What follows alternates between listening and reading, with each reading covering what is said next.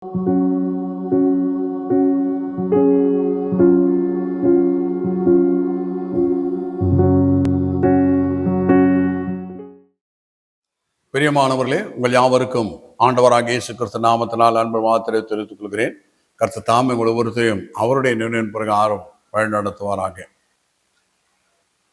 கர்த்தராகிய இயேசு கிறிஸ்து விசுவாசித்து சொந்த ரட்சகராய் ஏற்றுக்கொண்டிருக்கிறதுனால என்ன நன்மை என்று சொல்லும், அல்லது இனிமேல் தான் விசுவாச சொந்த ரட்சகராய் ஏற்றுக்கொள்ளப் போகிறவர்கள் பெறப்போகிறதான நன்மைகள் என்பதை குறித்தும் பரிசுத்த வேதாகமத்தின் அடிப்படையிலே நாம் தியானித்து வருகிறோம். அவர் செய்த கிரிகளை நாம் செய்கிறவர்களாக இருக்கிறோம். அவரை பார்க்கலாம் பெரிய கிரிகளை செய்கிறவர்களாக இருக்கிறோம். இயேசு கிறிஸ்து விசுவாசித்து சொந்த ரட்சகராக ஏற்றுக்கொண்டிருக்கிறதுனால அல்லது ஏற்றுக்கொள்ள போகிறதுனால என்ன நன்மை என்று சொல்லி பார்க்கும்போது, அவர் செய்த கிரியைகளை நாமும் செய்கிறவர்களாக இருக்கிறோம். அவரை பார்க்கலாம் பெரிய கிரியைகளை செய்வோம் என்று சொல்லி பார்க்கின்றோம்.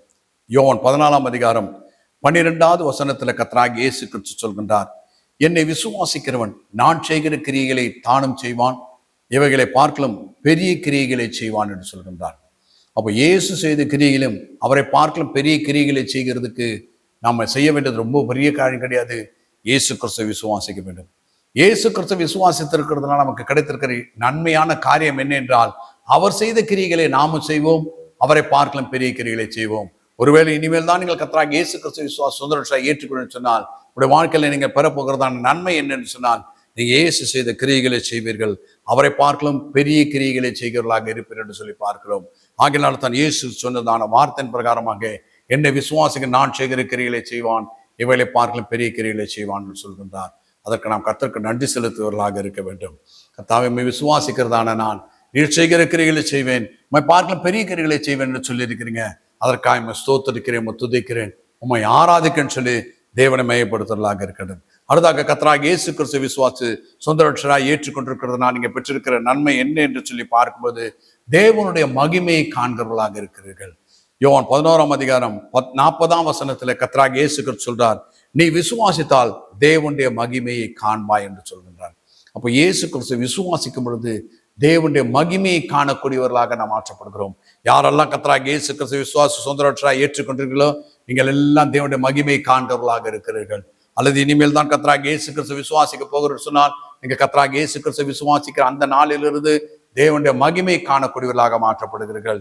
என்று சொன்னால் தேவன் சொன்னால் சொன்னதுதான், மாற்றி அமைப்பதே கிடையாது.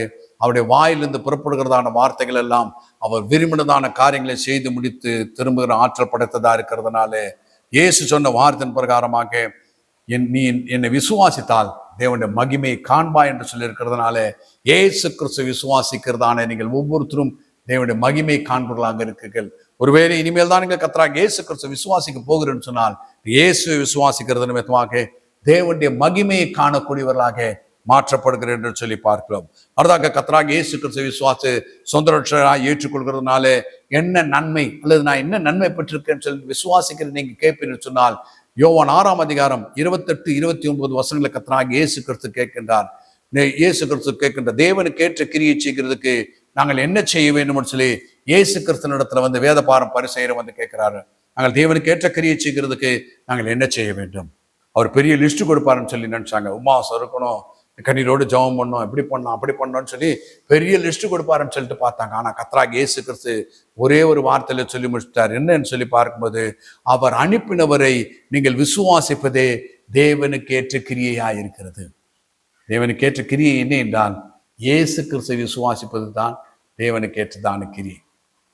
நீங்க இயேசு விசுவாசி சொந்த ரட்சகராய் ஏற்றுக்கொண்டா நீங்க தேவனுக்கு ஏற்ற கிரியை செய்தவர்களாக இருக்கிறீர்கள். ஒருவேளை இனிமேல் தான் கர்த்தராகிய இயேசு கிறிஸ்து விசுவாசிக்க போகிறேன்னு சொன்னால், நீங்க கர்த்தராகிய இயேசு கிறிஸ்து விசுவாசிக்கிறது நிமித்தமாக தேவனுக்கு ஏற்ற கிரியை செய்கிறவர்களாக மாறுகிறவர்களாக இருக்கிறீர்கள். தேவனுக்கு ஏற்ற கிரியை கர்த்தராகிய இயேசு கிறிஸ்து விசுவாசிப்பது. அவர் எனக்காக மனிதனாக வந்தார், எனக்காக மரித்தார், உயிர்த்தெழுந்தார், எனக்காக இத்தனை வார்த்தைகளை சொல்லியிருக்கிறார். அவருடைய வார்த்தைகளையும் அவர் நமக்காக செய்து முடித்ததை விசுவாசிக்கும் பொழுது நாம் இயேசுவையே விசுவாசிக்கிறபடினாலே தேவனுக்கு ஏற்ற கிரியை செய்கிறவர்களாக நாம் இருக்கிறோம். இப்ப தேவனுக்கு ஏற்ற கிரியை செய்கிறதுக்கு ஒரு இன்னும் கம்பசூத்திரம் கிடையாது. இயேசு விசுவாசிப்பது தான், இயேசு சொன்ன வார்த்தைகளை விசுவாசிப்பது தான், அதுதான் தேவனுக்கு ஏற்றதான கிரியா இருக்கிறது. நீங்க இதுவரையிலும் இயேசு விசுவாச சொந்த ரட்சகராய் ஏற்றுக்கொண்டா உங்களுக்கு என்ன நன்மைன்னு சொன்னா, நீங்க தேவனுக்கு ஏற்ற கிரியை செய்கிறவர்களாக இருக்கிறீர்கள். ஒருவேளை இனிமேல் நீங்கள் இயேசு விசுவாசிப்பீர் என்று சொன்னால் நீங்க தேவனுக்கேற்ற கிரீச்சைகளாக மாறுங்கள் என்று சொல்லி பார்க்கிறோம். அடுத்தாக கர்த்தராகிய இயேசு கிறிஸ்துவை விசுவாச சொந்த ரட்சகராய் ஏற்றுக்கொண்டிருப்பேன் சொன்னால் உங்களுக்கு என்ன நன்மை என்று சொல்லி பார்க்கும்போது மார்க் 16ஆம் அதிகாரம் 17-18 வசனங்களை கர்த்தராகிய இயேசு கிறிஸ்து சொல்றார்.